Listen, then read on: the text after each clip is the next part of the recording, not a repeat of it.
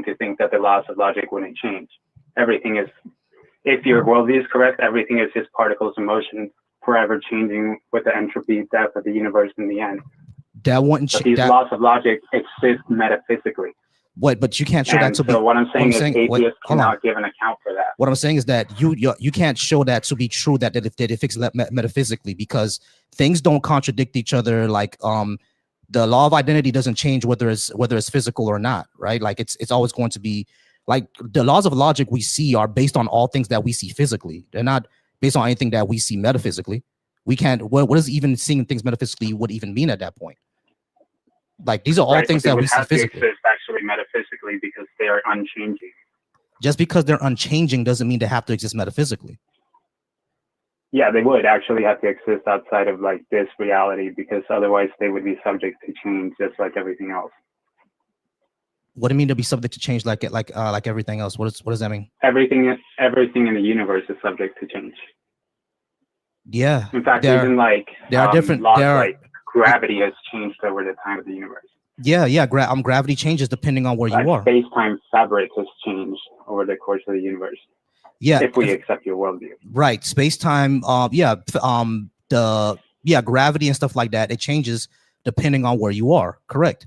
But like existence and non-existence is not going to change. We've never seen anything exist and not exist at the same time.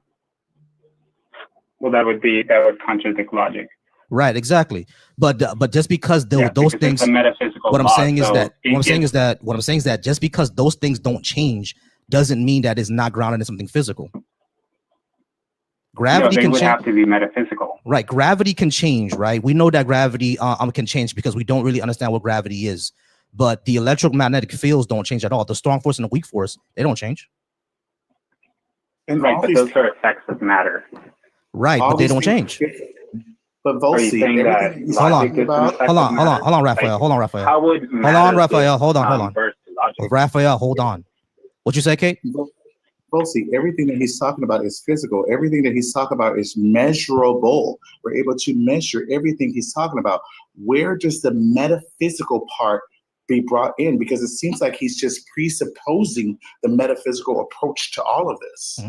Yeah. So the question that Kate brought up is that everything that you're saying could be measured, right? And you're simply presupposing something metaphysical. Where does it come in? Because everything that we're talking about is measurable. Do you think you can measure logic? No, that's not what I'm saying. I'm not saying that we can measure. Exist? I'm not saying that we can measure logic. I'm talking about when it comes to travel to logic? Raphael, you need to actually listen to what I'm saying. I didn't say that we can measure logic. What I said is that everything that you're mentioning and talking about is measurable. That's a nonsensical statement. Okay, how is it a nonsensical statement? Because it makes no sense. Explain it. Okay. How's everything I'm saying? Because I'm talking about logic, right? Right. So if you're not talking about logic when you're talking about what I'm saying is that the laws of logic. What I'm saying is that the laws of logic are based on things that are physical. Everything that we see, how the universe works. No. Yes. No, the physical is based off of logic. So if that was true, logic is based off the physical. Logic came out of matter. I didn't say. Hold on. Listen to what I'm saying, bro. The laws of logic are descriptive. They're not prescriptive. You understand that, right? No, they're actually prescriptive. No, they're descriptive. They describe what we see. No. If they were descriptive, they would be able to change. That's not true. That is not true. Just because we're describing what we see out in the universe doesn't mean that they're subject to change. As a matter of fact, that's actually true. They are subject to change. It's that we've never seen it change. No, that wouldn't follow. That would be a fallacy, because if I were like observing something, I would have no reason to think it would never change. Right. The reason why we have no reason to think they would ever change is because again, we've never seen something exist and not exist at the same time. That sounds impossible. Well, that's not science. That's a fallacy. That's not a fallacy. You used to agree with me before. It doesn't mean it wouldn't happen. Right, exactly. And we've never seen it happen, and we have no reason to think that it would. So that's why we assume that they're not going to change. It's just a brute force assumption you're making as an atheist. Because we have to make that assumption, bro, because we've never seen it, never seen anything else. This is why your worldview then falls apart. It does it. We can't. It totally does, because you just have to like accept these things without giving them justification. Yeah, just like how you have to interact with the world with your senses, and you can't interact with it any other way. That's what he's doing. He's taking his hypotheticals as if they're could be wrong. actual factual truth. So give me a second, Kate. Yeah, but Raphael, again, you have to interact with the world with your senses. So you have no other choice. Right, but you have no reason to trust your senses. Right, so that's why we just don't go off our own senses. We go off of like you empiricals. just told me the only way to go off of things. No, I said the only thing to interact with the world is your senses. That's what I said. Yeah, but your senses could be wrong. So everything that you I know the senses can be. I know the senses can be wrong. That's why we have to go off other empirical data, right? But all of empiricism would then could be wrong. No, all empiricism. Right? No, because empiricism is based off observation. It's based off observation, right? But it's not only based off right. So it's not based off a singular observation. It's based off multiple observations. If you break your leg every time, if you break your leg every single time you fall off a 20-story building, and everyone who falls off a 20-story building breaks their legs, I think it's pretty empirical that if you fall off a 20-story building, you're gonna break your legs most likely. No, that's a bad analogy. Let me give you a good one. If you had a faulty scale, would it matter how many times you measure the weight of something? No, because it's faulty. You're still gonna get the wrong answer every time, right? Because it's faulty, exactly. But you just that's my point. You have not proven that your But you already loaded the problem. You said it's a faulty scale. Right. But so you're saying you've already hold on. Listen, we can measure them, but you could be wrong about your measurement. All right, so I can be wrong about my measurement, but not every single person is going to be wrong about the measurement. Sure, some people are going to get a different measurement. If that person gets a different measurement, we have to see what they did to get that different measurement, and we redo the. Hold on, wait, let me finish. No. Let me finish. That's not under my worldview. You're wrong. If 100 people do a measurement, and then the 101st person gets a different measurement under the scientific process, we now all have to do what that 101st person did to see if we get the same result. And guess what? If we all do get the same result doing the same thing he did, that means all 100 of us were wrong and he will right. And we keep on building on that knowledge. That's how that works. No, so what could actually be happening is that all of the human senses are wrong. How would you know that? Atheism talks about this because the theory of evolution, they actually came out with many papers about this. It's saying evolution adapts not for truth, but for survivability. Absolutely wrong. So random adaptations, no, literally the scientists that believe in evolution are claiming this. But truth is a philosophical term. It's not right now. Truth is a philosophical term. They're not doing philosophy. They're doing biology. Hold on. Let me finish what I'm saying. When we're talking about evolving, we're talking about biology. We're not talking about philosophy. Truth is a philosophical thing. So why would they say that we don't evolve for truth? We evolve for that makes no sense. Why would they even say that? When it comes to evolution, we literally know what happens. That evolution drives for survivability, not to see truth. Right, for survivability, correct. Boom. Yeah, so that doesn't get you to truth.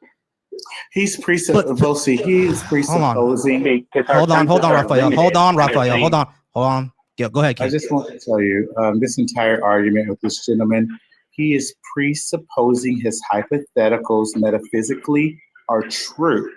There's nothing that he can ground this argument in actuality and factuality, because he's just presupposing that his hypotheticals have the possibility of being true. Yeah.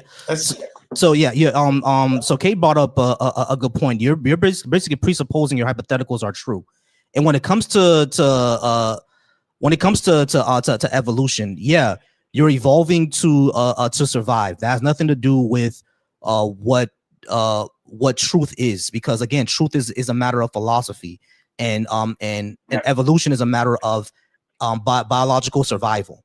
That's what it's. No, I'm telling you, I brought up the evolution thing to show why all humans cannot be trusting their senses, because the very scientists that study evolution are So saying this. let me ask you a question. Let me ask you a question. But Then. Let me ask you. that's Hold why I on. Hold brought on. that Wait. up, Hold on. but Let me ask you a I'd question. Let me ask you a question. Then, how do you interact with your God without using your senses? You can actually just like feel it. That's a sense. Yeah. So if But senses, see, if my hold on, worldview- wait, hold on, if- wait. You No, just no, no. said that no senses can be trusted, so you can't trust that either. You see No, how you're in I'm my telling same you, position? Listen to me. I'm telling you that in your worldview, you cannot trust your senses. If God is real, you can absolutely trust your senses. No, because you have a grounding, right? No, in my God is making logic and all those things possible. In my worldview, and your senses are in my worldview, in your worldview, you cannot. In my worldview, you cannot trust a singular sense. You have to go off more empirical data. No, you actually can't trust anything, even if you add them all up. Wrong. That's not what my worldview says. That's absolutely true. No, it's not. So you're just wrong, man. Yes, it is. All right, so Raphael, So we're out of time. We're out of time. We're out of time. We're out of time. Oh, because you're losing, bro. No. You're I put 20 minutes on. I put 20 minutes on the clock, and you passed 20 minutes. I put 20 minutes on. All right. If you're just gonna troll, then I'm gonna be done with you. I literally put a timer on the clock. Everyone saw the timer on the clock, right? I put a timer on the clock, and he was 5 minutes past it already. So at that point, we're done. All right, what's going on? Okay, we're gonna move on to Deadlights. Deadlights, how's it going? Yo, what's up, dude? To answer your question, I was 18, and then what was the other question? Did you disagree with something I had on the board? Yeah, it says black people should get reparations. Why think that? Because African Americans should get reparations because of the government did harm to them, harm to that community, and if what the government broke, they should fix. And I don't see a reason why they shouldn't fix it.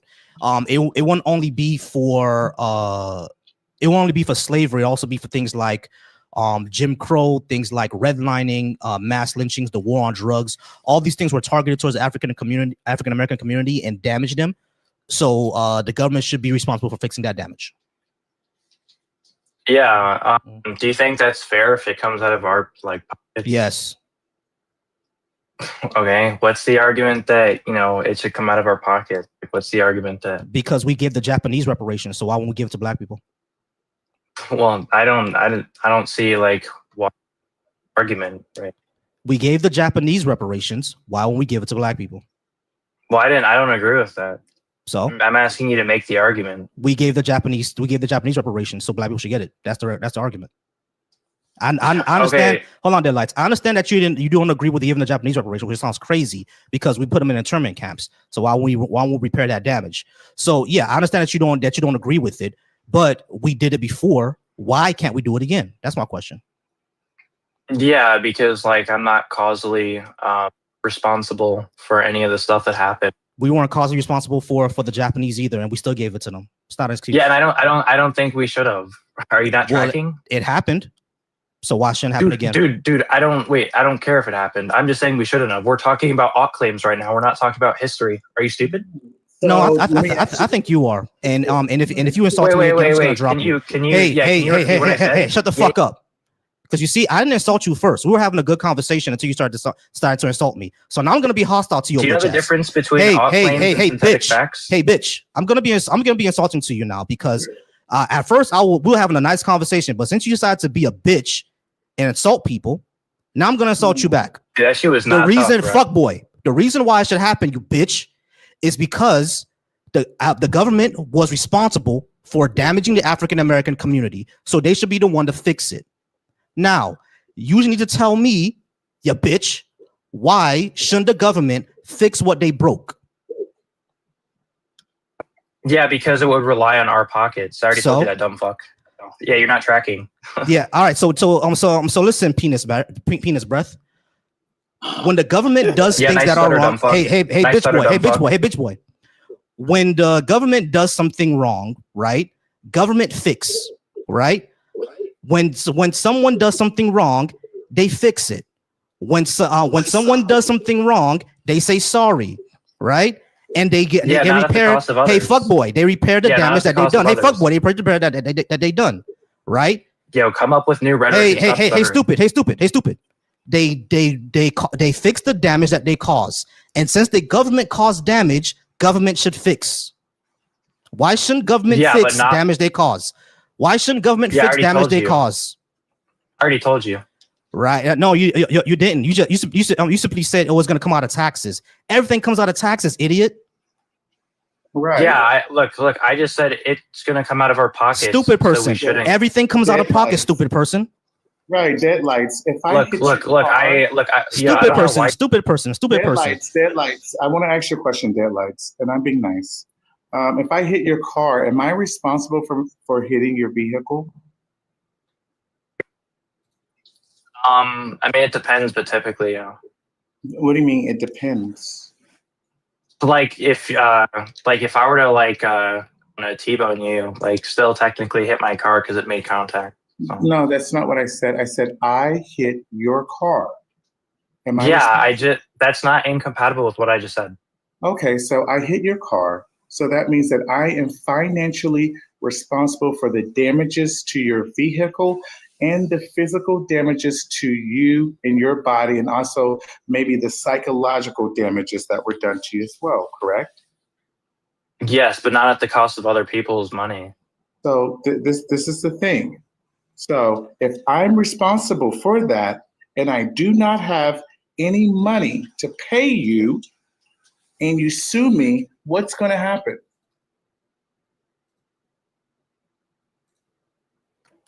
Sorry, I got a phone call. Can you repeat that? I do not have the money to pay you and you sue me. What is going to happen?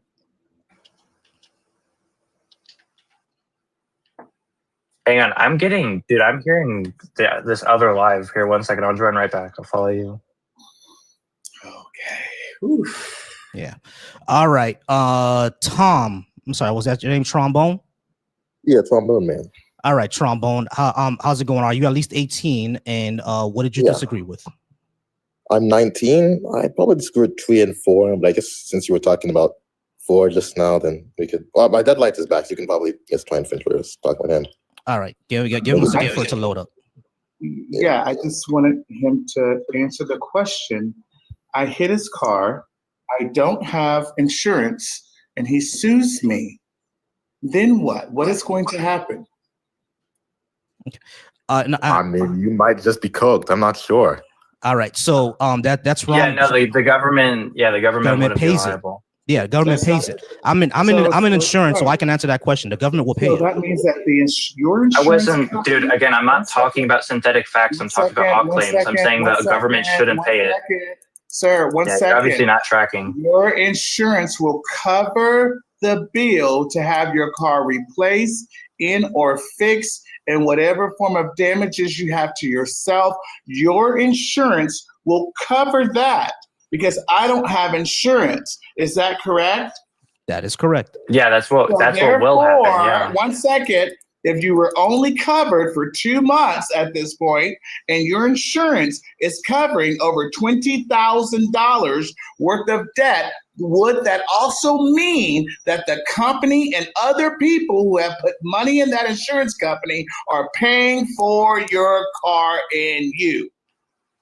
Yeah, but again, you're Thank conflating you. synthetic. You're conflating. I rest my case. Yeah. I rest my case. So You can rest it. You're conflating synthetic facts and hot claims. So dead brain. That that was not rhetorical. So dead brain.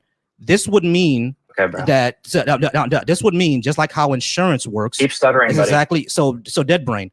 This would mean exactly how insurance work. How we all put in money into a pot for products and services. Same way the way that insurance works. Except they're there for profit and the government is not. This is the same exact way it will work for everything else. Yeah, I agree. That's how it works. I'm just, again, you made an ought claim, right? By You're saying should. Exactly. Right? And we're talking about ought claims. I get that. You're simply saying that the government shouldn't broke what they hold on. You're simply saying that the government should not repair what they broke because it'll come out of everybody else's money. This is simply how all insurance works. This is how the government works. That's how it works. I'm saying it shouldn't work like that. Again, I understand you're saying that it shouldn't work like that. Morality. I understand you're saying that it shouldn't work like that, but that's how it does. Period. Okay, that's how it works. How does that address my ought claim? Sorry? I don't care about your ought claim. I'm not talking about ought claim. We're talking about what should happen. We're arguing ethics right now. What are you talking about? No, we're not. We're arguing. Dude, when you say we're arguing. when you We're say arguing. should, We're arguing. that's We're arguing whether or not reparations should happen. See the word "should" there? That's an ought claim, which is part of ethics. You idiot! You're an idiot. You don't know what you're talking about. Okay, dead brain. Okay, dead brain. So reparations should happen. So dead brain. So dead brain. So dead brain. So dead brain. Yo, come up with something new. So small penis. Reparations should happen because the government terrible, damaged the government damaged the African American community. Do you agree with that? Yeah, I agree. Yeah. So what should they do about it? Nothing. Why not? Because if they were to do something, it would be a burden on us, and I don't think that that's the type of thing that should happen. It would not. When I say a burden, I just mean any sort of loss to the people. It would not. As a matter of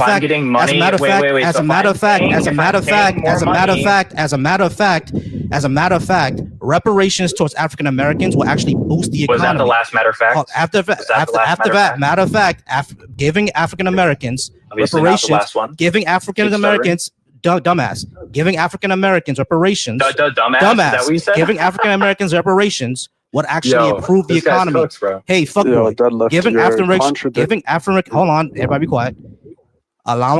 Giving African Americans reparations would actually improve the economy because it's been shown that African Americans are not only high consumers, but they also start businesses, and they're also a highly educated group. Economy. Should we and they're also a highly educated group.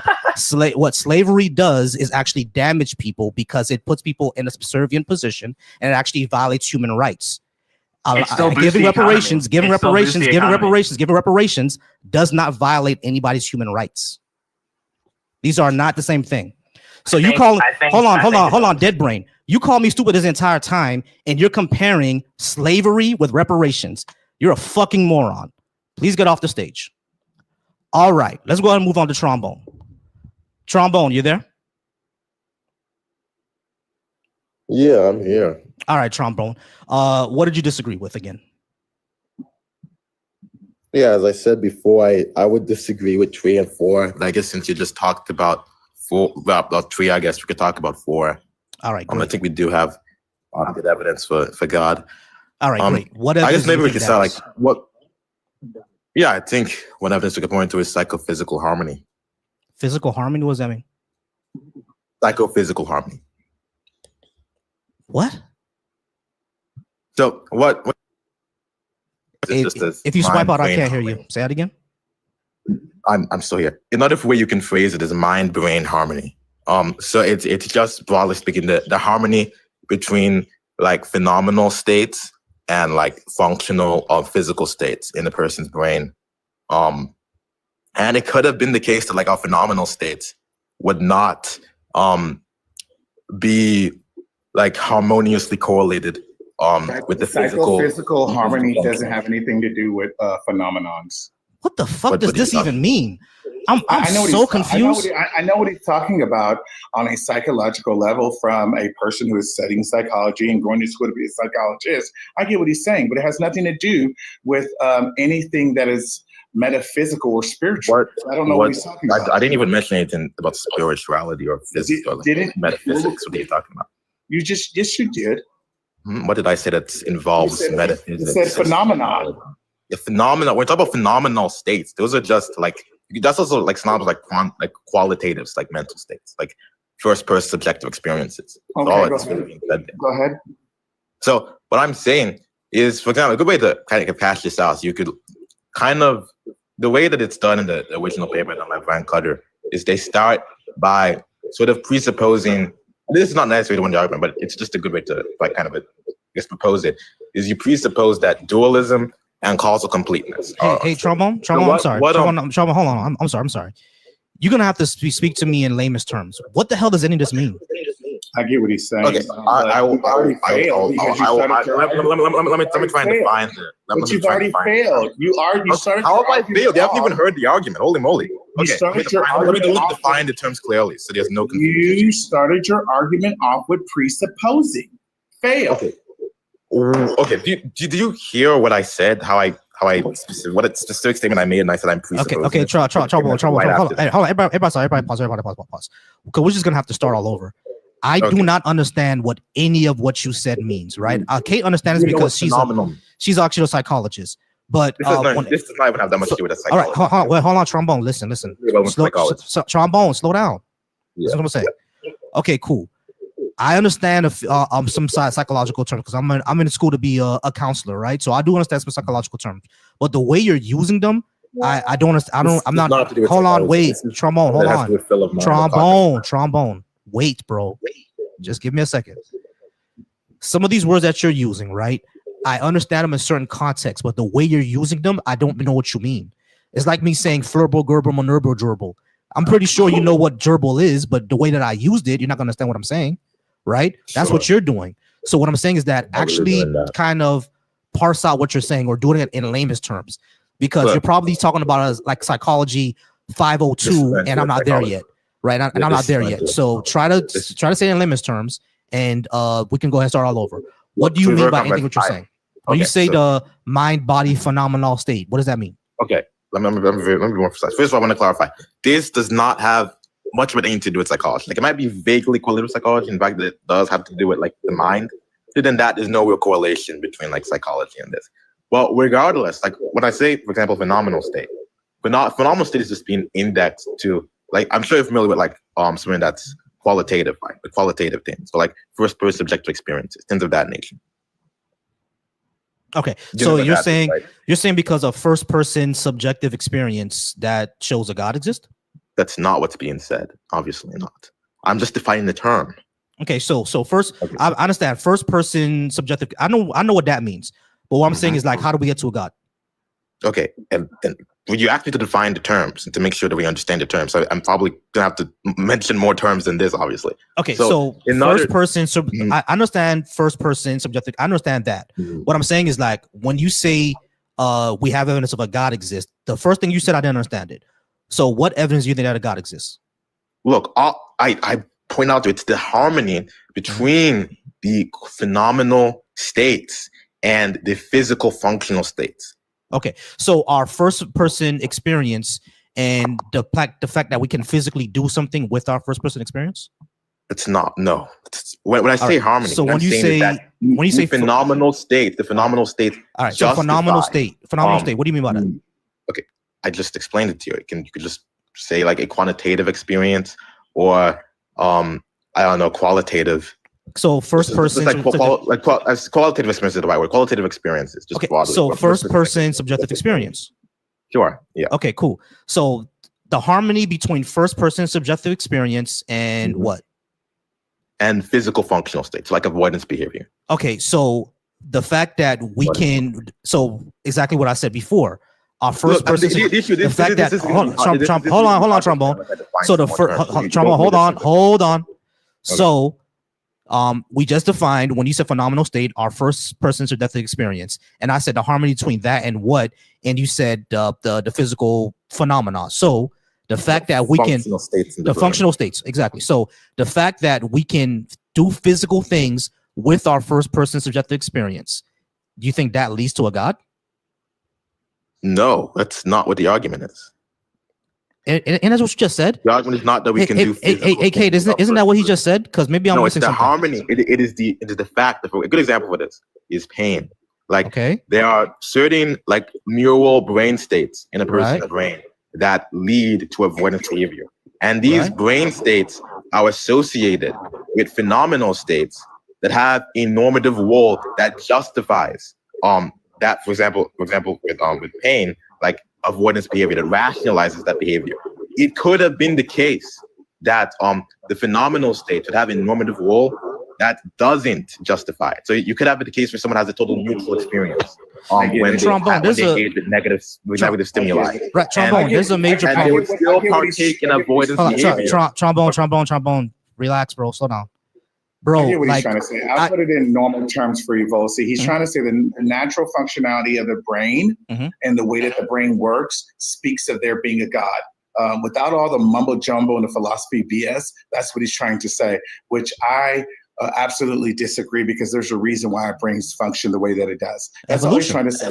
The natural natural functionalization of the brain and the way that it responds and the way that it conducts itself. He's trying to say that right there is giving evidence and proof of a God. That's it. Yeah. So broadly speaking, you could say that, but you're not. So trombone. Slow down. So yeah, that's what I was that's what I was coming to as well, Kate. I get what you're saying, Trombone. The issue is that the way that our brain works all has to do with evolution. The reason why we avoid pain is because pain mean that we died earlier, right? So that's why we avoid it. So I don't see why. I mean, I know that's just one of your examples, right? But like, I'm pretty sure if we come up with more, we'll see that a lot of the reason why the way our brain works the way that it works, or the harmony between the phenomenal state and the physical state is, or the functional brain state is just because of evolution.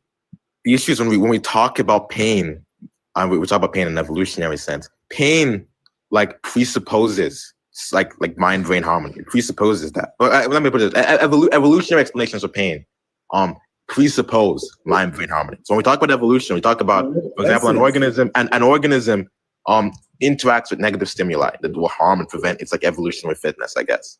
And it engages in avoidance behavior. All of what I described can be true, even if the phenomenal states that this organism experiences are like not harmonious, don't rationally justify that avoidance behavior.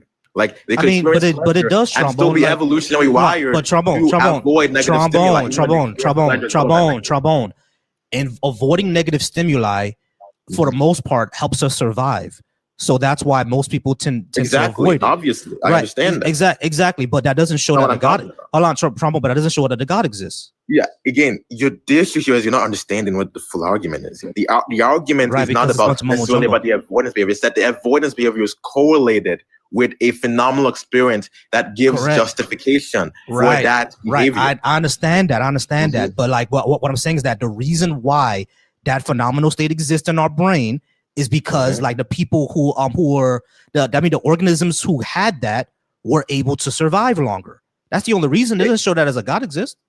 No, the issue is their phenomenal experience has no bearing in evolution. Evolution doesn't select. Oh yes, it does. Oh yes, it does. Oh yes, it does. Evolution only selects for like brain functions that will lead to avoidance behavior. It doesn't select for avoidance behavior. If you were saying is true, if what you're saying is true, Trombone, then we should just be calling the nervous system God. Because what you're talking about right now is a reactive mechanism that the nervous system sends to the brain to prohibit certain types of thoughts, behaviors, circumstances, and so on and so forth to protect you. The subconscious. Okay, look, mind. I am well. 1 second. I don't think you understand what I'm saying. 1 second. The subconscious mind will send out reactors to the nervous system to stop certain pain levels in or the reaction to pain. So if you're going to be saying what you're saying now, then the nervous system and the subconscious mind is God. You're not making sense. Look, I don't really even know where to start what you're saying. I don't think what you're saying is even addressing the point I'm making. The point I'm making is, if I have to repeat this again, I guess I'll just go over it again. Evolution is presupposing like psychophysical harmony. Because when you talk about evolution, what evolution selects for is the functional physical state. It selects for brain states that lead to avoidance behavior. For when it comes to like negative stimuli, what selects for brain states that lead to like seeking out behavior for like stimuli that is going to allow for that's going to allow for like more increased evolutionary fitness. Right. I am well aware of this. My point is the internal like phenomenal states could have been different. It could have been an almost infinite number of ways, and the avoidance behavior would still be the same. Well, but you don't know that though. That's the thing. Like if sure, you're simply saying that our evolution could have gone in millions of different ways. Yeah, sure, millions of different ways that could have happened. But you're saying that the avoidance behavior to pain would still be the same, even if evolution could have happened millions of different ways. I'm not sure what this is supposed to be. How evolution happens. I'm just I'm talking about psychophysical laws. When I talk about the correlation between the phenomena and some like physical like state in the brain. I'm just talking about the psychophysical laws. The psychophysical laws associate like some like phenomenal state X with some physical state Y. Like this is how they're organized. So this is independent of evolution. It's not necessarily. It doesn't necessarily. How is it independent of evolution? Volcy, once again, evolution selects for the physical everybody pause. state. Everybody pause. Everybody pause. Trumbo, give me a second. Everybody pause. All right. We actually have Sean on the stage. I think Sean has been trying to get in on this. Sean, I'm sorry, I didn't hear you. Can you go ahead and say that again, please? What you was asking, Trombone? Yeah. So I mean, I'm failing to understand the way you're communicating. The way the host is interpreting everything you're saying. I'm interpreting it the same way. So I don't know. Maybe it's your communication style, but I'm literally interpreting everything you say the same way he is. But as far as pain, the fact that we experience pain and we have an avoidance reaction to it is a survival trait. And survival traits are perfectly consistent with biological evolution. And even if we couldn't explain it through evolution, even if we were still at a point where we say, I don't know, that doesn't make it evidence for a God. It just means here's this thing we can't explain. You have to have positive evidence for your actual God, not just we can't explain this thing. Look, I guess I'll try and explain. Maybe it is on my part. Maybe I'm not explaining this as best as possible, but for me, it seems like a pretty intuitive concept. But what I'm saying is obviously when we talk about in evolution, what evolution selects for is like fitness. Like we're talking about natural selection because there are different like ways of evolution. Like we have like gene flow, genetic drift, and mutations. There are other mechanisms of evolution. But when we talk about natural selection, specifically, we're talking about that. Which I think is what you're describing. We're talking about evolution, talking about the natural selection when it comes to evolution. That's the mechanism of evolution for physical functional states. And mind states that lead to avoidance behavior or lead to some behavior that mind states as well. It selects for behaviors that are conducive to survival. Yes. Also, and furtherance of the species. Sure. So it's not just physical things like being able to run faster, but also I know that's what when I say physical functions, I'm talking about states in the brain. So these are states that lead to behavior. That's what I'm saying. Okay, so I don't get what the issue is because I'm trying to explain. You're interrupting me. Go ahead. Go ahead. So evolution selects these physical functional states. These physical like functional states, they are not or maybe you can make an argument, but they're not identical to the phenomenal states. The phenomenal states, for example, the experience of pain, for instance. I want to put a pause on that. Nature nurture determines the psychological outcomes of the organism. So nature nurture is a product. Nature nurture is a product of things being in place the way they're in place, which will always lead to a subjective reality point of view. Okay, that's pain. Pain definitionally is a phenomenal. I want to let him try to flesh it out. Yeah, I'm not getting it. It's a phenomenal state. What I'm saying is the avoidance behavior. The avoidance physical states that lead to avoidance behavior, that lead to avoidance behavior in pain. Let's now do some pain, I guess. The physical states that lead to that avoidance behavior, they could have been correlated to phenomenal states that do not justify that physical state. Like for example. What physical state? For example, with pain, for instance, has a normative role that alerts us. It tells us to avoid this thing, I suppose. The issue with that is it could have been the case that there could have been some other phenomenal state that's correlated with this functional state that doesn't have a normative role that justifies the functional state. What do you mean by normative role that all right, so justifies everybody pause. Trombone, pause real quick. Phenomenal state. Pause, Trombone, come on, bro. Pause real quick. Calm down. None of this shows that a God exists, bro.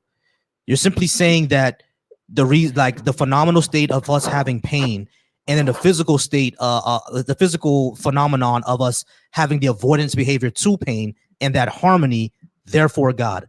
This is crazy. Look, that doesn't show a God exists, bro. Like at all. The inference would make is probably some sort of adduction. Would say that like if like naturalism, atheistic naturalism were true, and there is I suppose there's sort of a principle of indifference. There are a lot of ways that the psychophysical laws could have been, a lot of ways that phenomenal states and physical states could have been organized.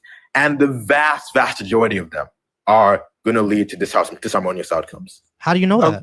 All under what? What do you mean? What do you mean by disharmonious outcomes? Yeah, what does that even mean? A disharmonious outcome would be, for instance, if you had like avoidance behavior, like let's say the avoidance of getting your hand cut open. No, as a matter of fact, hold on, wait, hold on, stop.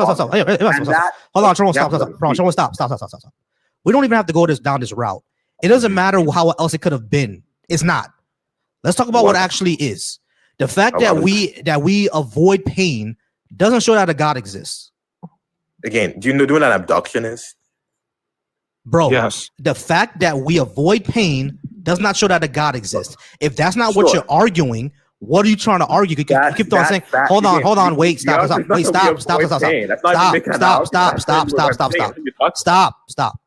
You're simply saying that the phenomenal state in our mind manifesting in physical behaviors, therefore God.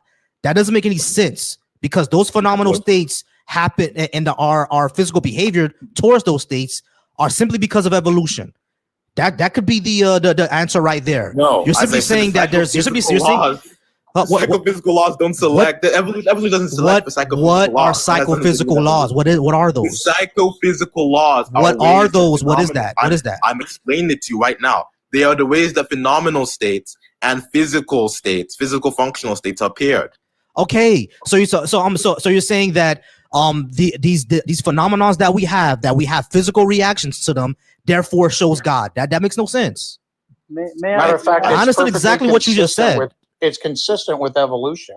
It is because evolution doesn't say anything about it. My point. Yes, it does because it selects for survival. Yes, it does. Survival. The psychophysical laws have no bearing on whether evolution. I think what he's missing, they are. guys. All right, everybody pause. Go ahead, Caddy.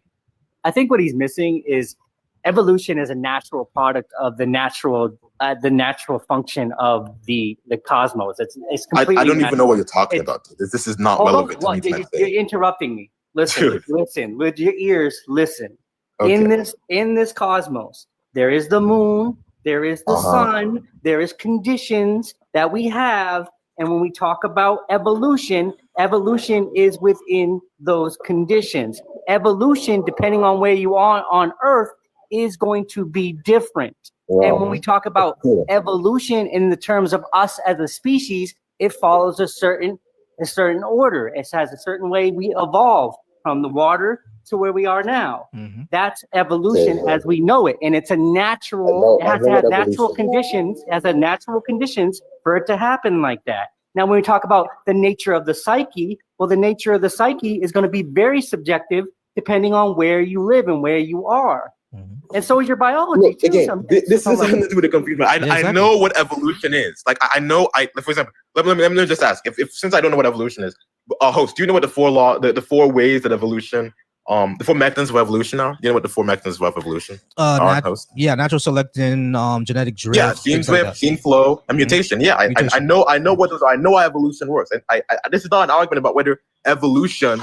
Is real, whether it works. So, Trump, we have to get almost done here, right? Like, I understand. Hold on. Yeah. I understand that you know how evolution works, but what you're trying to say is that the fact that there's basically a harmony between the brain state, the phenomenal state that happens in our brain, and our physical reaction to it. That process right there, that process where it happens, that's where you're putting the God in. And what I'm saying is that doesn't necessarily have to be the case. That's what we're all saying.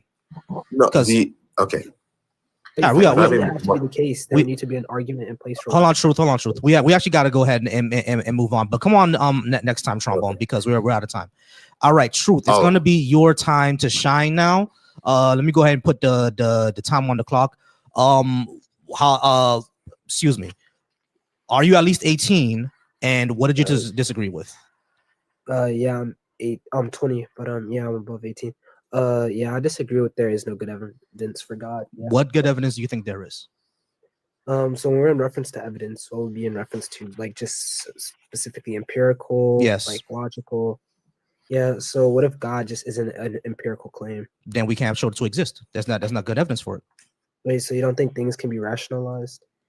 things can be when you say rationalized, what do you mean? There are things that can be rationalized. We can come to conclusions based on the world without having to like experience it, but we can like rationalize it.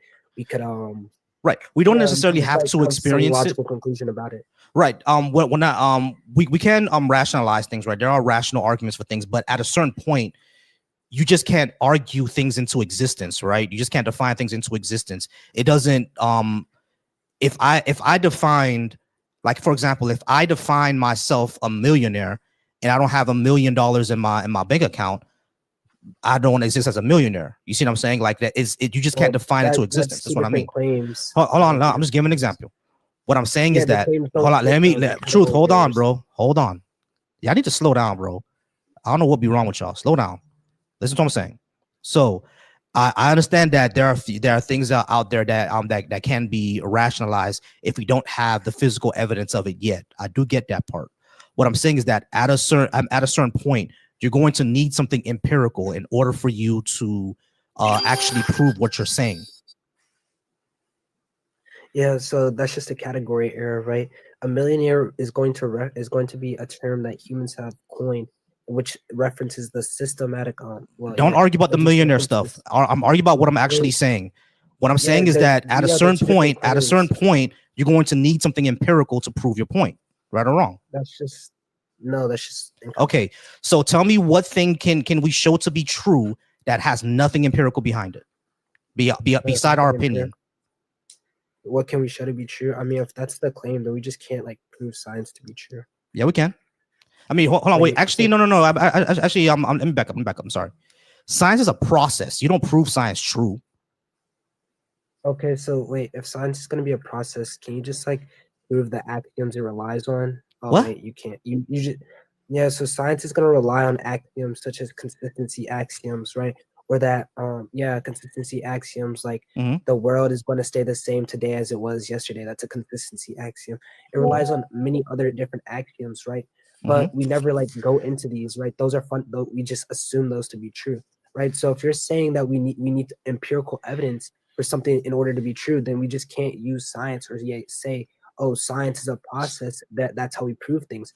Right? Science relies on empirical evidence. That's just wait. Can you tell me a single consistency axiom that can be proven? So true. Hold on, truth, because you're going to into the weeds. When it comes to what you're saying, right, that it relies on the axiom that things are going to stay consistent. That's empirical. Things have always stayed consistent. Right? So for example, the laws of physics, right? Physics has been consistent as far as what we've always seen. Now, can the laws of physics change tomorrow and we all fly? Yeah, sure. I guess. Hold on, truth. Hold on. Yeah. So can the laws of physics change tomorrow and we can all fly like Superman? Yeah, sure. That could happen tomorrow in order to be physical. Truth, be quiet, bro. Be quiet, bro. Be quiet. Shut the fuck up, bro. Jesus Christ. Be quiet. Shut up. Damn. All right. So you said that it relies on certain axioms, right? That science relies on certain axioms like things are going to be consistent. The world's going to be consistent. Yeah, sure. By the way, that's not even an axiom. I mean, we can't prove it like deductively, but through inductive reasoning, seeing how the world works, how it's always worked, that the laws of the laws of nature have been consistent in the past. We infer that it will be the same in the future. That all of a sudden, for example, gravity isn't going to stop working as it does. Yeah, shout out to TBV Raid. Truth. You gotta slow down and be quiet, bro. If someone is making an error, be quiet, bro. Be quiet. Stop doing that.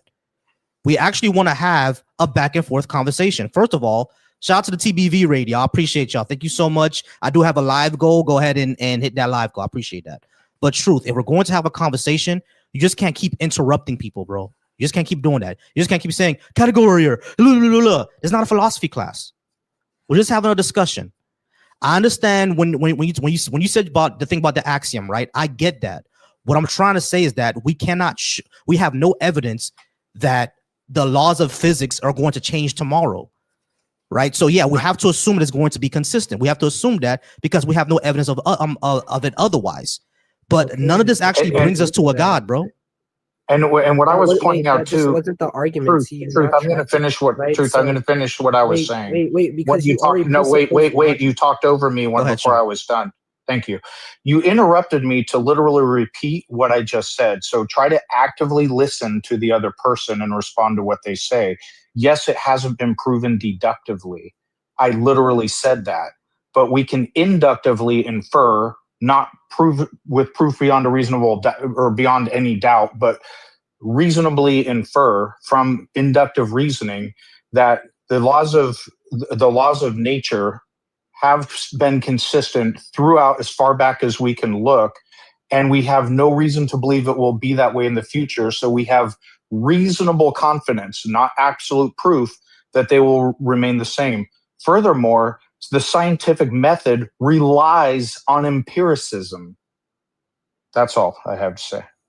Yeah, so, right, by definition, an axiom can't be proven deductively, right? That's why I tried to stop you. Too, and then inductive reasoning, right, just presupposes logic. So you can't say we can just use inductive reasoning for this claim, right? Because you're just presupposing logic, right? The laws of logic are an axiom. You just complained that I overspoke you, so you're going to let me finish, okay? All right. So anyways, if this is going to be the case that inductive reasoning presupposes logic, then, and you're saying, oh, but we can't deductively prove it. That's why it's assumed as true, right? Because we can't get these fundamentals, right? Or these consistencies without presupposing something, right? So you just have to assume it to be true. Truth. Let me ask you a question. Do you think ridiculous. that? Yeah, it is. But truth. Let me ask you a question. Do you think that the laws of there's a snake in my boot? Do you think that the laws of logic are descriptive or prescriptive? Do I think the laws of which specific ones? Like, all of them. Any of them. Any of them. them. Are you just in reference to like classical logic? Any of them. The laws of logic, the three classical ones that we know. Wait, repeat the question. Do you think that they're prescriptive or descriptive? We could say some are going to be prescriptive, some are going to be descriptive. It really just depends. Which ones do you think are descriptive and which one do you think are prescriptive? Yeah, sure. I guess we could say law of identity is going to be descriptive, prescriptive. Law of identity is descriptive. It's prescriptive. Wait, why do you think the law of identity is going to be descriptive? What's going to be the argument for that? Wait, I'm sorry. Hold on. Wait. Let me just parse this out. You said that the law of identity you think is prescriptive. Yeah. Do you want like a formal syllogism for that? I don't care about syllogisms. This is not a philosophy class. Syllogisms don't get us anywhere. I mean, hold on. Truth. Stop. I don't do syllogisms and the Philbro stuff on my stage. I don't care about that. This gets us nowhere. What I want is actual empirical data that shows that a God exists. We cannot argue our way there, right? But you're saying that we can't use science either. Yeah, so what do we use? If you say we can only we can't argue our way there, you just have to give now an argument for strict empiricism. Because what if I deny strict empiricism? So once again, then you're insane. Hold on. Let me finish. If you deny strict empiricism, then you're insane, because literally everything that we uses empiricism. You started your car today. You're getting paid from your job. All that uses empiricism. Literally all of it. That's not what you don't use philosophical arguments to say I'm going to get $25 an hour. Like you sign a contract and it's $25 an hour. Empirical. Wait, right? Are you okay? Wait, are you okay? Right. So strict empiricism. Hey, truth. Do this for me. Stop the snarkiness. Don't do that shit. Cause I wasn't being rude to you, was I? I mean, so hold on, wait, no, stop. That's pretty rude. Stop.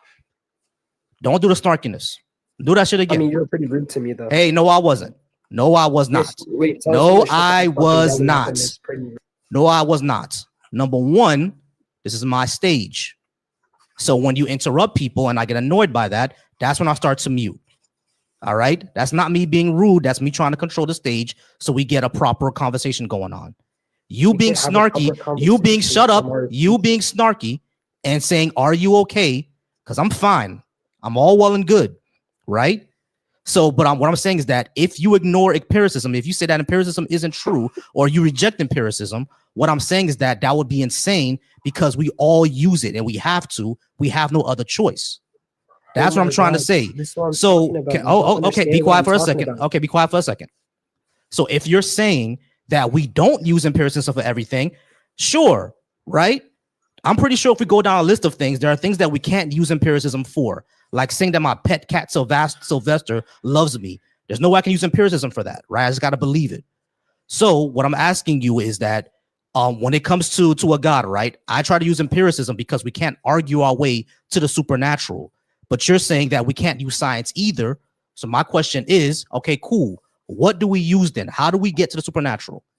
Yeah, wait. So you just didn't understand what strict empiricism is. You just agreed sure. to you don't. Okay, sure. Define it. Don't use strict empiricism. Okay, sure. Right? Define it. Because strict empiricism says we can only prove things based on empiricism, right? Or empiricism is the only way for like something to be true, right? But that's just not the case. That's not what I'm saying. No, I'm not saying that. I'm not saying that. That's what I'm saying. I'm not saying that empiricism is the only.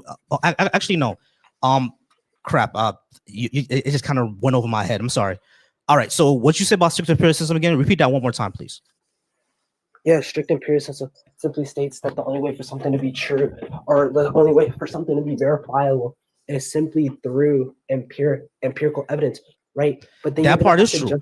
No, that part is true. The only way we can actually show something to the only way we can verify something is through empiricism. That's the only way. Yeah, that's true. But the problem with that is now you have to give an argument for strict empiricism. No, I don't. And that's just going to presuppose logic. No, I don't. No, I don't. No, I don't. Wait, you don't? No, I don't. Okay, so then why should I because that's the only way to survive, bro. That's really the hold on, truth. I don't have to give an argument for it because that's literally a brute fact of our reality. There is no way to verify something without some sort of evidence for it. Because again, I can simply say that I'm a billionaire. Would you believe me just because I say it? Wait, yeah, a billionaire is just going to be a subjective truth. Listen to what I'm truth. Listen to my question. If I were to tell you that I'm a billionaire, how do I actually verify that? Wait, yeah, I just don't hold to that type of like definition, right? I don't think truth. You need to everybody pause. Truth. Stop. Stop. This is not a category error. This is literal. You know what a billionaire is, bro. Stop playing around. Stop playing around. Right. Okay, so hold on, truth. Be quiet for a second. Be quiet for a second. Shut up for a second. Stop trying. I'm not trying to trap you here, bro. This is not a logic trap. This is not a deep philosophical argument. This is a regular conversation between two regular motherfuckers. You and I both know what a billionaire is. We both know what that is. We both know how we define that. We define a billionaire by someone whose net worth has crossed $1 billion. That's how we define it. We define dollars as the currency that the United States of America uses. We define the United States of America as the country that we're in. Listen, we all know what these things mean, bro. You don't have to do all this. You do not have to do all this, bro. Yes, we can change the definition of a billion, but we're not doing that right now. We're not doing that. Okay, so then it's true. Stop. No. Be quiet for a second. Be quiet for a second. Maybe if you were be quiet for a second. Shut up for a second. Be quiet. Shut up for a second. Shut up. Okay, so now that you're gonna be rude, you dumb fuck. So now that you want to be rude, child. Hey, child. Now that you want to be rude, hey, child. Now that you want to be rude, hey, stupid kid. Now that you, hey, stupid kid. Stupid kid. Hey,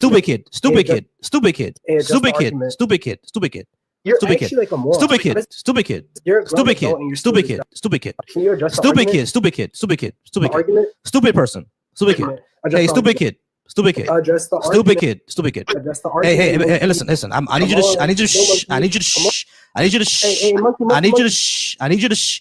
Oh, we're gonna do the racism now. Hey, we're gonna do the racism now. Okay, cool. We're gonna do the racism now. Hey, great. We're gonna do the racism now. Are you jealous that I get white women? Are you jealous that I get white women? Truth. Is that the reason? Are you jealous because your blonde-haired mom wants this dick? Is that the problem? Huh?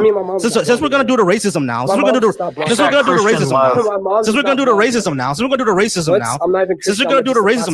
racism now, are you jealous that your white mom wants this penis? Are you jealous that your white mom wants this penis, son? Did you want that your sister? Are you jealous that your girlfriend is leaving you for black men? Is that the reason? Is that the reason? What's Is that the reason? monkey? Is that the What's reason? monkey? Is that the reason you want to do the What's the racism reason, now? monkey? Oh, so you're not I mean, white. how's You're that so racist you're if so you're you act black. like a monkey So and you're you have black. the intellect So of a you're, hey, monkey? so you're black. You're black. So you're coon. I'm black and Asian. So you're coon. I'm You're black and you're black and Asian. So you want to do the no, the I don't racism? speak stutters. Get off the stutter shuttle. Hey, listen, listen, coon, coon. Listen, coon. Listen, coon. Listen, coon. Listen, coon. Listen, coon. Listen, coon. Listen, coon. Listen, coon. Hey, coon. Hey, coon. Hey, trash panda. Hey, trash panda. Listen, monkey. Trash panda. Trash panda. That Nat Turner would have hanged. Hey, trash panda. That. Hey, trash panda. That Nat Turner would have hung. All right, so let's get back to the conversation, trash panda. All right, so listen, coon. We're gonna go back to our argument about God. And since you're half Asian, I know that the racist Asian side is taking over. Peon. Stop talking, okay? Great. Okay. Cool. All right, cool. You're still a monkey. All right. So this is why black folks tend not to trust people who are biracial. All right, we're gonna go ahead and move on. Facts. If you would like to call in, go ahead and call in. I haven't got anyone else who call in yet. I think I did see someone, but they called in for a second and then got off. Not sure why that is. All right, who's next?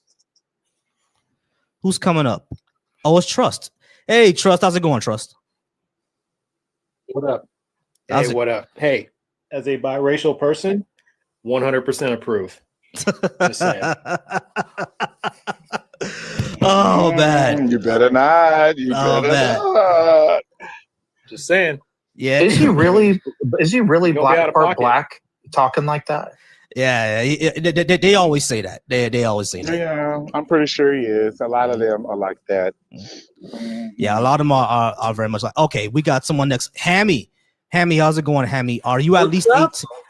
How's it going, bro? Are you at least 18? Yes, I'm at least 18. Disagree with anything I have on the board? No. Oh, okay, you're friendly. All right, cool. Yeah. Welcome to the party. Oh, I probably should have said that. Hammy's from my life. No, all good. Probably should've led with that. All good. Hey, but I appreciate you for the raid, Trust. Hammy, I do Absolutely, appreciate you brother. being here as well. Oh, we do have a call. Give me 1 second, guys. All right, hey brother, I'm gonna drop. Go ahead and kick me down. I just wanted to just give my 2 cents in, but I'm gonna let you do your thing, man. Gotcha. Appreciate you. All right, man. Call from All right, 210. How's it going? Can I get your name and did you disagree with what I had on the board? Well, I want more information. My name is Seth. Mm-hmm. Yes, I'm over 18. The reparations thing, what would that look like? Yeah, sure. All right, Seth. Now I'm on TikTok right now. Okay, so that means that my guests can hear you, but you won't be able to hear them. So just in case I get quiet, it's because I'm getting a question from them. Okay, just to let you know. Okay. All right, cool. All right, so the way that reparations would look like, in my opinion, would be twofold. Number one, would be cash, in my opinion, that needs to happen, and number two would be systemic changes. When it comes to cash, I think what will happen, right? Like, because number one, there are 48 million black individuals in the United States, as far as we can measure. Now, about 8 million of those people are immigrant born. Like people like myself, my parents came from Haiti in the 70s to the United States, etc. So we're part of that 8 million who are immigrant born. I don't believe that we should get those reparations because we weren't here for Jim Crow. We weren't here for slavery. We weren't here for redlining, any of that. So those are the things that damage the African-American community. So it should go directly to them. So it goes down from 48 million to about 40 million African-American individuals. Now, of course, there are like 5-year-olds, 10-year-olds in those individuals, right? You're not going to give a 10-year-old $100,000, $150,000. So it'll probably go to the parents. If you do it that way, that cuts it down to about 35 million households in the United States. And let's say we round it off to about $125,000. That would probably be about $7.5 to $10 trillion, which sounds like a lot at one time, but you don't have to do it all at one time. You can do it year by year. You can do it $500 billion or $1 trillion a year to certain African-American families until all the reparations are paid, right? And once it's paid out, you're actually could finish that off in about maybe 5 to 10 years, right? So that's number one, the cash part. The second thing that I would say is systemic changes. I would say this, because African-American communities were redlined, what we should do in these red line areas, the first thing we should do, I say, is a pilot program, meaning those high schools, every single student graduates with some sort of trade in their hands, meaning be an LPN, CDL, electrician, welder, because we're short on those anyway, plumbers, those type of things. These type of professions, they start you off with at least $60,000 to $70,000 a year. So we get kids right out of high school who can go directly into the workforce if they don't want to go to college. They have the option to go to college, but if they don't want to, they can go directly into the workforce and then build up their community and build up their wealth. Meaning kids from like the 4th ward of Houston, the 5th ward of Chicago, the southwest of New Orleans. All these people who live in really, really impoverished areas are now graduating high school as an electrician or as an LPN.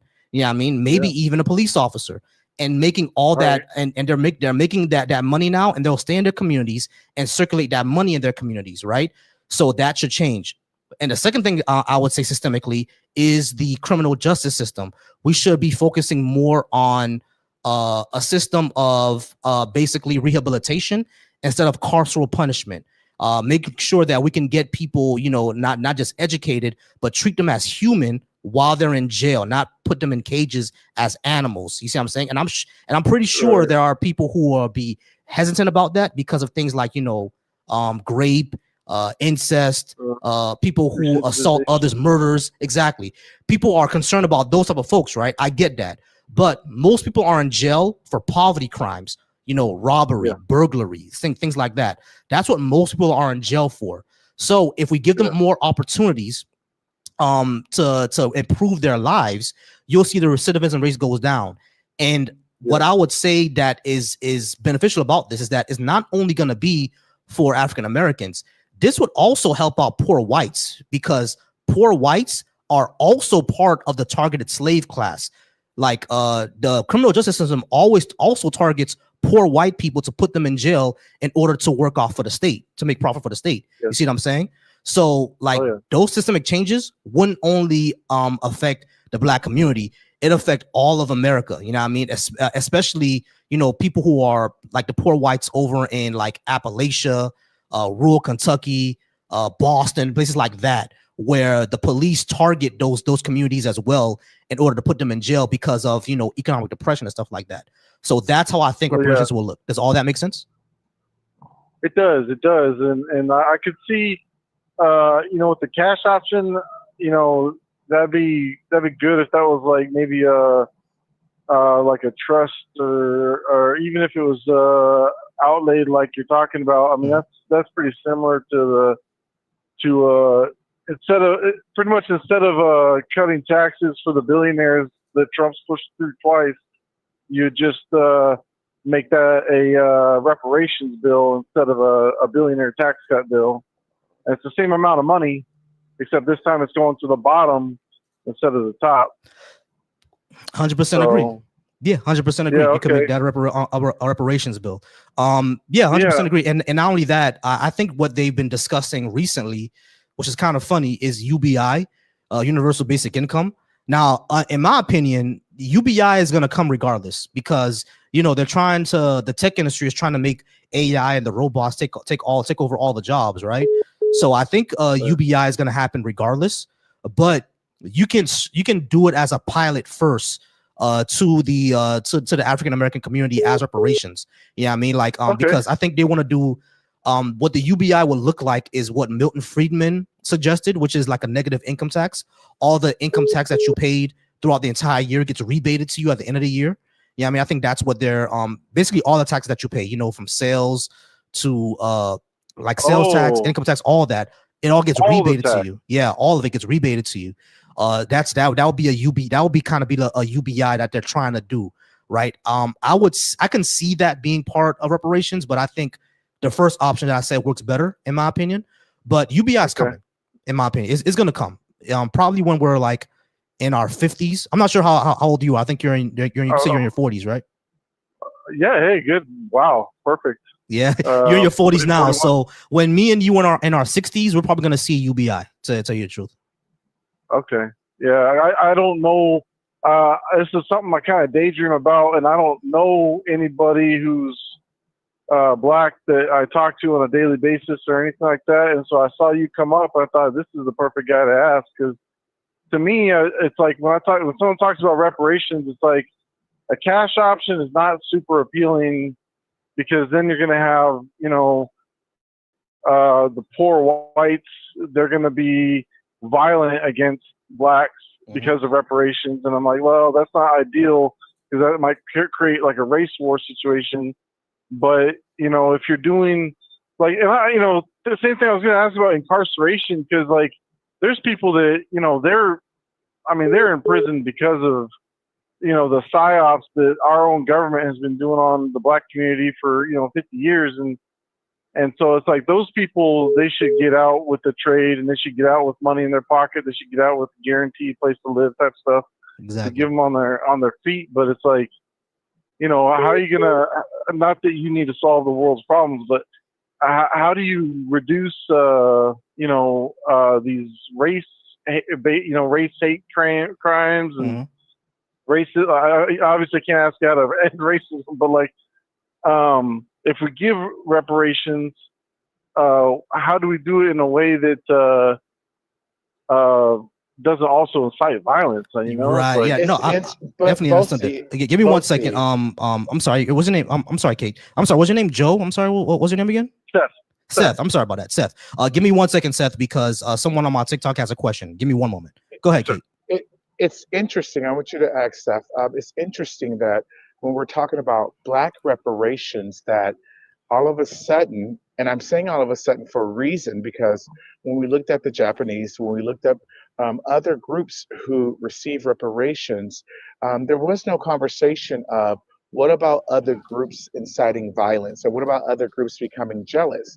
And it's just interesting to me that now that we're talking about black people getting that, this is a conversation that came up. It's almost as if people want to try to cross every T and dot every I when it comes up to black people getting reparations. And I just find that so interesting. It's almost as if we're conditioned to try to, every way, shape, or form, prohibit this from happening. All right, so, I'm sorry, Caddy. Give me 1 second. I got you, Caddy. All right. So yeah, Seth, what Kate was saying was that when it comes to reparations for African Americans, right, what we see a lot, and we see this all the time, is that all of a sudden, like there's like a caveats, a lot of like, oh, what about this, or what about this? There's never when, for example, when the Japanese got reparations, there wasn't really a conversation on how do we stop, racial violence from happening. But when it comes to black people, all of a sudden, how do we stop racial violence from happening? It's not to say that, is anything nefarious on you. That is a question that we've all been asked before, because I'm pretty sure that you see that question being asked, right? How you stop racial violence? And I want you to think about that, right? How come when there was another group getting reparations, racial violence wasn't on the table, but when it's black people getting reparations, now racial violence may be on the table? You see how that's concerning, right? Yeah. You get very fair, Kate. Kate's commentary there. Then, I didn't hear what she said. You're speaking for her. That's pretty fair. To be honest, I wasn't. Are you talking about like internment camp Japanese? We did reparations for them. Yeah, we did. That's just not part of. Wow. It's not taught in our schools, but yeah, we did. To be fair, I was taught in Texas. Right. So right. I didn't find out about the East Texas towns getting burned down, or Oklahoma, genocide towns getting burned down for black people. I didn't learn about any of that stuff until after I got out of school. So there's a lot I don't know, because our books are all printed by Maxwell and all them. So yeah, you know about Maxwell. Yeah, I grew up in Florida. It's the same thing. Maxwell and Preston. And Pearson. Right. They're the ones who print our books, and they don't include any of that. But yeah, you see how that's fair. Like it's on the table. That's super fair. And to be honest, like that. Let me just actually address your question, because it shouldn't be like and the thing is, the reason why it's on the table is because when it comes to black people improving, for some reason there's a section of society, what we call the dominant society, which is usually white Christians, unfortunately, they're the ones who get the most violent about it. And it's really, really crazy. You see what I'm saying? So when you say, how do we avoid that? At the end of the day, I think black people, like there's a lot of black people who say that even though they want reparations, they're afraid of it, or not afraid of it. They're concerned about what you said. You know, a bunch of white folks going crazy and becoming violent because of it. At that point, historically violent people. Right. So I would say the only thing is that what black people are going to have to do is essentially shore up our own defenses, because we don't think that the police are going to defend us, right? So we're going to have to go ahead and shore up our own defenses and lock in with other allies from other groups. Give me 1 second, Seth, because someone else from my TikTok had a question. All right. Caddy, did you remember what your question was? Yeah. In terms of the Asian community and reparations, part of the reasons why America, being a capitalist country, only gave those reparations was because of the connection that those people had to their mainland, where they were bringing in resources. Because if you research like Chinatowns and other things of that nature, they had direct contact with their homeland to gain the United States more resources. When the United States said, oh, wait a minute, we were about to destroy your cities like we did these other people's, but we see that you guys got all these resources and all these things coming in. But it's ironic because they do that for them, but they don't do that to the black community when they rob them of their connection to their homelands. You know what I mean? Gotcha. So that's the messed up part. You know, it's the huge messed up part. And I want to add, when you speak on capitalism, there's no fair and equalness in capitalism, and probably never will be. Capitalism is the poison in dilution of culture in general. And other things. Just look like white people in general. So far from their Irish and Italian roots, they don't even have they made up a false identification of culture. America has no culture, but the cultures that came into America. Gotcha. All right. So, Seth, what Caddy was pointing out is that when America gave the Japanese reparations, right, a lot of that had to do with the fact that those Asian communities were bringing in resources in order to further the capitalist goal into America. And that was one of the main drivers, one of the main reasons why I did so. And basically it just shows how capitalism is basically this pervasive force, and how white people in this country unfortunately have been all amalgamated into this huge pot of quote unquote whiteness. But we've always said before that whiteness actually denigrates a lot of your culture, because we always say that you're not really white, you're Italian, you're Irish, you're German, you're Spaniard, you're Anglo-Saxon. You know what I mean? Yeah. Like here's one thing that I always point out, because like even English like folklore is like populates the entire world. Like look at one of the greatest TV shows ever, Game of Thrones. That was based off completely English culture, right? But being here in America, a lot of them lost that.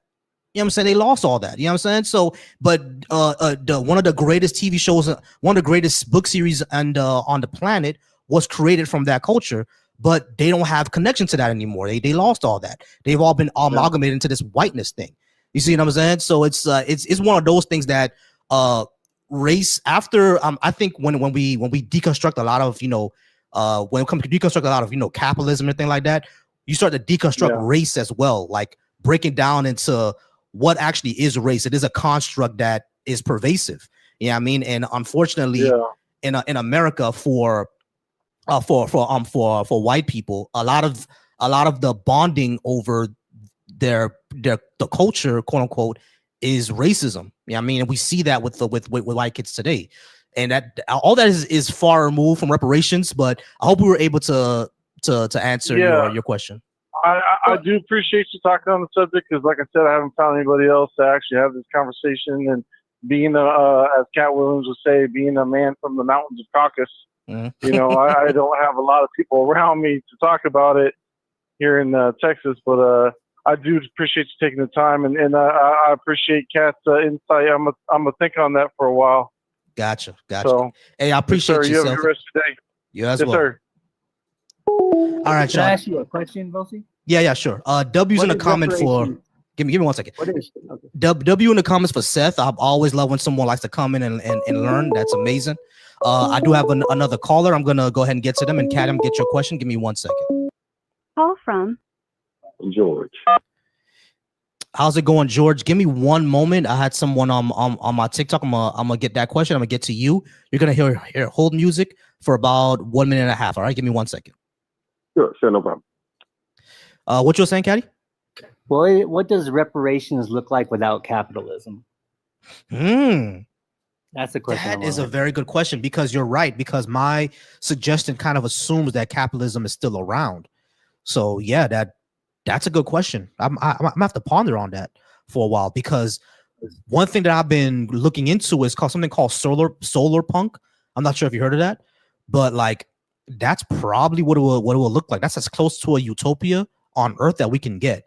I'm not sure if you heard of solar punk. You ever heard of solar punk, Caddy?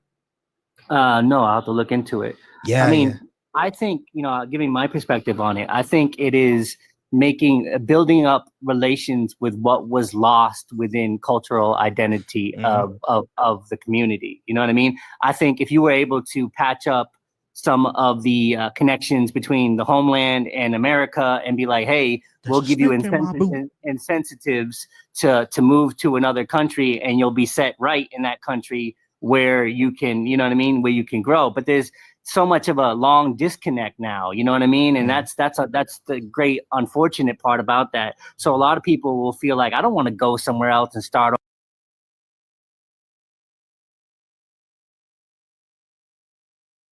and have to learn a whole bunch of new different things and a whole bunch of different stuff, because America has become just as much as part. Give me a second. Let me go ahead and get to George. Hey, George, how's it going? Hey, how you doing? I'm all right. Are you at least 18, and did you disagree with something I had on the board? Yes. Sure. What did you disagree with? Hello. Well, it's not disagreeing. Actually, I was just listening to, I was just running through, and I think I'm a black man in the U.S., and I think reparations would be a great thing for us. But also, I was wondering, like, if they do give us reparations, like, what would we lose? Like, would it separate us from, like, government assistance, such as, like, food stamps or Section 8 or any other programs? Gotcha. All right. So I do have people on my TikToks, but you're not gonna be able to hear them. I haven't fixed that yet. I'm sorry, y'all. I'm gonna fix that sometime this weekend, I promise. But you're not gonna be able to hear them. So if you hear me get quiet and tell you to hold on for a second, it's because one of them asking me a question to ask you. Okay. So just let you know that. All right. So when it comes to that, right? Yeah, I have heard. I've heard that before. That if reparations does happen, then all of a sudden they will just kind of refuse or bar you from getting social services, like you said, things like food stamps, things like Medicaid and stuff like that. That's why in my opinion, number one, we should have done universal health care a long time ago. That's what Medicare was going to be, but of course, because of racism, it didn't happen. But that's what I would say. I would push for changes to our social programs, because honestly, I do not like the way that we do welfare in this country. I think it's inefficient and it causes dependency. So I don't like the way that we do welfare in this country. I would simply just do a whoever needs assistance, whoever needs welfare, just give them UBI. You know what I'm saying? Just give them just give them cash money. Whatever they do with it, whatever they do with it. You know what I'm saying? Because that helps out. That helps people out better, in my opinion. But as far as you're concerned, the fact that before that happens, they can kick all these people off of Medicaid and Medicare and cash assistance. That is something to be concerned about. However, if we do cash reparations, those that money can be used in order to basically supplement those things, because basically food stamps is essentially money to buy food. But if you give a family $125,000, they'll be able to buy their food and get what's the thing called again? Which we're saying Medicaid, not Medicaid, healthcare. Yeah, the own insurance and the own healthcare. Their own insurance and their own healthcare. Yeah, my bad, man. It's been a long day, but no, you good, brother. Yeah, but their own insurance, their own healthcare. If you give them that money, now should they be barred from it forever? that's something that I would say no. But I do understand the concern of, oh, we gave you reparations, so now you're barred from it forever. Yeah, I mean, we gave it to you. I'm looking at. Yeah, we gave it to you 10 years ago. Now you're barred from it forever. Yeah, I mean, which is why I would pair reparations with systemic changes, like the high school program that I was talking about, where and every single student who graduates high school graduates with some sort of trade in their hands. And I would extend that to adults, like African American adults who if they don't have, I'm sure there's plenty of African Americans who do have these skills, but if they don't have these skills, they can go back to those trade schools. And no matter how old you are, you could be 45, 50 years old. If you want to go back to a trade school in order to become an electrician or whatever, you can go back to night school in order to learn those skills, and boom, you now have the skills. That's why I would pair it with those systemic changes, just in case something does happen and the money goes to paying off debts and they don't have anything anymore. You know what I mean? Now they have to go back to doing something else. You understand what I mean? I understand exactly what you said. I think that's a great vision that you have, but my concern is, okay, just will it be, or if it's a setup, to because giving people money is a great thing, but if they don't have financial literacy and don't understand money, how it works, is just like the typical lottery winner that wins 3.7 million or $40 million. They squander it. And 6 months later is gone. So I think the biggest thing is financial education will be the largest thing to help someone with, and kind of have different advocates or agents great agents to help someone to be able, the ones that's not knowledgeable, to be able to set up a system or some financial literacy for them so they won't be in that situation later. Because I know some people, unfortunately, that got some of that, what's that money, that PPP money. And they wasted PPP loans. They just went and brought all types of Louis and Gucci and Prada, and now here they are now in 2026 facing 20 years in prison because they squandered the money. That's the biggest thing. I think it could be a big setup to help, and it also could be a big setup to destroy as well. So, I got you. I feel you. I do get that concern, right? Two things I've always said. Well, one thing I've always said is that, two things I will say. Number one, when we look at what Black people spend their money on, is typically almost always the majority of the income is on necessities, right? So I do believe that the majority of people would spend their reparations on building a new business, going back to school, paying off debts, shoring themselves up in order to be better, making their credit better. I think that's what most Black people would do. Now, no, I don't believe that, Volcy. I got you, Kate. Give me a second, Kate. Go ahead. But when it comes to your concern, right, I do get that concern. Someone getting, like, a family of three getting $125,000, and the mom and dad goes to vacation in Greece instead of paying off their debts. I get that part. That's concerning. So I would pair it with what you just said. Financial literacy courses, like, you get the reparations, but hey, listen, here's this course, here's something, or not a course, but someone who speaks to you about it, like a trust, what I'm saying, hey, okay, here's $125,000. These are some of the options that you can use to spend it, right? We're gonna give you the money, but look at all your options. Look at the business that you can start. Look at your credit. Look at all these debts that you have. Okay, look at all these. There's a cruise to Belize going on in 2 weeks. Yeah, that's true. But you have $20,000 in debt. Maybe you want to pay that down. Stuff like that. They have to go to the banks, look at all the money and stuff, everything like that. Like financial literacy, just like how you said. I think that should be a program as well. I'm not denying that, right? Because just like how you said, like a lot of niggas got PPP and spent that shit. You know what I'm saying? So I get it. It's gone. I definitely get it. It's gone. It's gone, just like that. It's gone. But then, you know, another thing I'm thinking about as well. Give me 1 second, George, because someone on my TikTok actually had a comment. I think she agrees with you with your concern. Give me 1 second, all right? What you're saying, Kate? No, I do agree with him, and I agree with you too. And I was playing it out in my head because I didn't want to feel like there was too much parenting going on with the reparations being given out. Because if I'm not mistaken, from what I read about other reparations that were given out, there really was no stipulations on how the money was spent. I think that it would be great to have like a tier level. Kind of like a lottery renting, you know, you could have the cash option, you can have the payment over a certain amount of time. I think that you can have the cash option if you wish, which we will give you this, you go do as you wish, there's nothing. But I think that there is a larger amount that you could receive over a certain amount of time.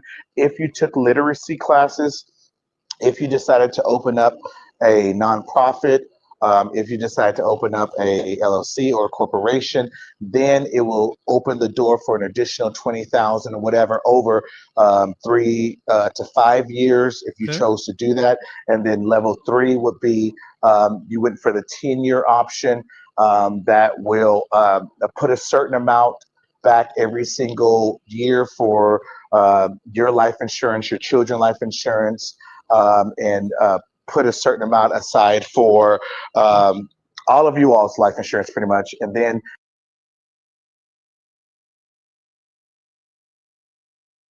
literacy classes, so on and so forth. You can't tell a fool that you're helping them. A fool would never believe that.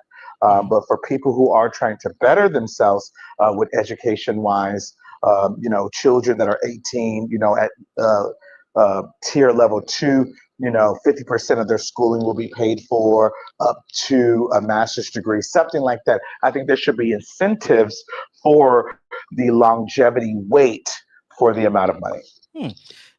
So George, Kate brought up a good point, and I think it addresses your concern probably better than I do. It's basically a tier level. Yeah, I mean, we give you some, but like in order for you to get more, I mean, to get the full payout, you have to do certain things like invest back into the community through a business or going back to school or stuff like that. Then you get the rest. You know what I mean? So that way, you know, just like how she said, I like that. You never tell a fool that you're helping them out because the fool's gonna take advantage of you, stuff like that. You know what I mean? So that would be a lot better. I think that works better than my solution, to tell you the truth. So yeah, Kate, I agree with you. That works better than my solution. I think Kate hitting on something. Yeah, that works better than my solution. But you're gonna say one last thing. What was that? Yeah, my last thing I was gonna say also, you talked about the parents and the 3 kids.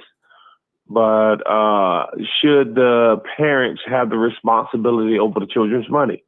Because I know some children, some parents. Well, I know some children that's parents. So that won't be responsible. I know exactly what you said, bro. I understand exactly what you mean by that. Now, here's what I was saying. So right? You don't want to mess up your parent. You know, the parents messing up the kids' money in the future. They just take all the money and blow it and don't give the children the opportunity to invest it or have their opportunity. Yeah, no, I get exactly what you're getting at. Now what I said before is that like it should go to like families, right? You know, because a 5-year-old, no one is going to give a 5-year-old $125,000 because they don't know what they're going to do with it. It's probably going to be held in trust. Should the parents have control over that child's money? I would say that it should just go to the family, get the family that money, right? Like each family, not individual. Not each individual, right? Each family. Yeah, I mean, now of course, what you were saying before, there are some 16 and 17-year-olds who are a lot more responsible than their mom and dad. I do get that part. So now people who are 16, 17, they already start working, right? Which means they have to file taxes, which guess what? Makes them a household. But can we trust 16-year-olds with $125,000? You know what I'm saying? So at that point, that's why I agree with you. It has to work. That's why I agree with Kate, what Kate said. It has to be a tier. Or put it in a trust. Or put it in a trust. Exactly. Put it in a trust. Exactly. That's what I would say. Give them a small amount of money, like if they 5, give them a small amount of money. They don't need $100,000. Give them $25,000. But that trust will grow by the time they turn, whatever, it kind of come up to, 150 or 125 or something like that. Exactly. Instead of giving that parent that money, because that parent will, every parent is different, but it's a good chance that the parent can blow the child's money. Right, exactly. So that makes a lot more sense, right? Yeah. But yeah, man, I think that would be a beautiful thing. You think it'll ever happen? Not in my lifetime. I hope it happens in my grandkids' lifetime, but it's probably not gonna happen in mine, unfortunately. Yeah, I think they made a song about it, but I don't know if I can say it because since you're on YouTube, I don't know. But, no, I know exactly what you're talking about. We might have to keep on waiting. That's all I'll say. Yeah, it's been a long time, but change gonna come. Yeah, I do believe it will, but I don't think it'll happen in my lifetime. I do hope it happens in my grandkids' lifetime, but it probably won't happen in mine. Yes, sir. Well, hey, man, I appreciate what you're doing, man, and keep up the good work, my friend. Not a problem. I appreciate you, George. Have a good night. All right. All right, you do the same. All right. So y'all, Kate and Caddy had to go. Hey, Kate, Caddy, I appreciate you being here. I appreciate all y'all being here.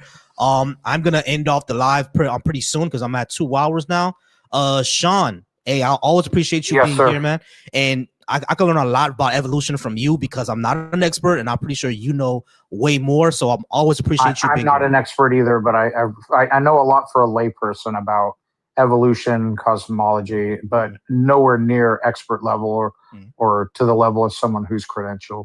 Yeah. But I wanna talk to Dr. Blitz one day because I know he's phenomenal, especially when it comes to astrophysics. There's some astrophysical things that I really can't explain because they love to hit on the fine-tuning stuff, and I know that's wrong what they're saying, but he could explain it better than I can. Oh yeah, 100%. I wanted to. I don't know if you know the history of this, and I need to read up on it. I've heard from a few places that the reason we don't have universal health care in this country is because of racism. And that's showing that it's affecting all of us. Yeah, it is. Not just not just African Americans. Go ahead. I'm sorry, Sean. One second. All right, y'all. Phone lines is closed for now. Sean is gonna be my last guy, and then we're gonna go ahead and close out the live. But yeah, Sean, what you're saying was correct. It is because of racism. Go ahead and finish what you're saying. Yeah, no, and that's pretty enraging to me. Talk about biting your nose to spite your face. I don't know if you've heard that phrase before. Yes. Yeah, I mean, and that's screwed. That has screwed over all of us. And right now, the healthcare industry, all the big money and the lobbyists in there have made it to where instituting like Medicare for all or anything of that nature is a near impossibility. But I'll still fight for it. And the thing is it makes me mad, even though because I'm in the military, I got full health coverage and I'm retiring, so I'm going to have pretty good coverage for the rest of my life. So even though it doesn't necessarily affect me directly, it's like pretty enraging that you can, your child can get cancer and then you go to the hospital and then next thing you know, you're just inundated with bills after bills and it can bankrupt people or they can't get treated. It's disgusting. Like healthcare is a basic service like education, policing, national defense. It's a basic service that should be provided to everybody. It should. And no one should have to worry about having to pay a copay or crazy premiums, any of that. That's just and the thing is like everyone else can do it and we could spend billions and trillions on wars or other things. Like we can do it. We can absolutely do it. And it would actually save us money in the long run. That's the thing. Like even the Cato Institute admitted that this would save us money in the long run. Like the Cato Institute is the most libertarian institute out of all of them. Like I was talking to a libertarian from Alaska, right? And not a Trump supporter at all. Like, and you'll be surprised, but like he's a libertarian from Alaska, and I was talking to him about it. I was like, "Yo, at the end of the day, man, we might as well just do universal health care." I was talking to him about that, and he was like, "Man, at this point, let's just do it because the the corporations have shown that they abuse people, and you know, a lot of libertarians are not for abuse of corporations either. So it's like they're not for that either. So it's like, man, the corporations have shown that they failed at it. So might as well do single payer at this point. And I was like, wow, you know, I mean, a libertarian actually agrees with single payer. I mean, you never thought you would see it, but yeah, someone would agree with it. I mean, we might as well do it at this point, because it's like, you know, your health being the fact that, you know, life-saving surgery or life-saving medication such as insulin and EpiPens, you know, they could be on the line because the corporation needs to make more money. It's insane to me. That just sounds insane. Like, I don't know how that makes sense. Yeah, you know? Yeah. And our laws are on the books have the same medication costing multiples in the US of what it costs like in like Canada and or European countries, or, you know, it's just the way it is. Yeah. But I'll let you get going and doing what you got to do. It was great talking to you, if it was only brief, but we'll do it again sometime. Definitely. Sean, come back anytime. I appreciate you. I think I might do a panel this weekend. If I do a panel, definitely come by. I think I'm going live Saturday. If you're not doing anything, maybe around 2 or 3 p.m. If you're not doing anything around Sure. Sure, I'll swing by. All right, cool. Because I think I'll do a panel. So you could definitely come on by. All right, appreciate it. Talk to you later. Appreciate you, man. See you. All right, guys. So yeah, I think Saturday I'm gonna do a panel that time. So we'll have 8 people. We'll see if we run this conversation. We may run another one. I may do a religious conversation. We may run that, and it'll be a panel. So I definitely like to balance out my panels. You know what I mean? I definitely say don't jump everybody. You know what I mean? If we do get a Christian up, just some guy, I do appreciate you. Thank you so much. So yeah, Saturday, I think we'll run a panel, and yeah, we'll have that conversation. Soon, y'all, I think probably starting in March or April. Well, we're in March already, but starting probably in April or May, what I'm gonna do is lives on positive masculinity. I want the guys in the chat. If you're watching me right now, I want y'all to be there. Because right now the red pill is dying out. People have been noticing that the red pill is a scam. They've been bullshitting people all this time. So we need to create a new pipeline to create healthier young men. You know what I mean? So starting in I think in April, I'm going to start that in April next month. I'm gonna start doing lives on positive masculinity. Masculinity that's not based on dominance. Masculinity that's not based on making women unequal or submissive towards you.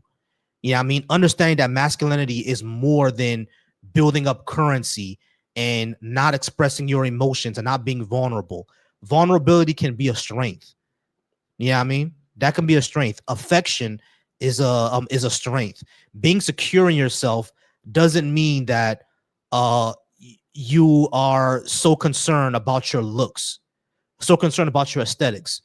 Being secure in yourself is being secure in the person that you are. You know, I mean, being secure in being a good person. Being secure and knowing that someone who's LGBTQ doesn't threaten you as a man. Responsibility. Being if you're going to be a spiritual leader, how to be that spiritual leader. You don't need to suffer in silence, because our boys are crying. You understand? The boys around the world are crying, and they need to understand boyhood outside of violence. They need to understand boyhood outside of the only emotion that they can express is anger. You know what I mean? We need to bring Black boy joy to the forefront. We need to bring joy to the forefront. You see what I'm saying? These are things that we need to talk to young men about. Self-improvement is important. You know what I mean? Exercising, going to the gym, there's nothing wrong with fitness. There's nothing wrong with self-improvement. But your self-improvement shouldn't come at the cost of women and children being afraid to be around you. It shouldn't come at that cost. So starting in April, I'm going to start positive masculinity. Those are the laws that I want to do. I'm going to go ahead and get out of here, y'all. As I always sign off, every man should be soft, be secure, be affectionate, be wise, be flexible, be thoughtful. Every man should be soft. All right.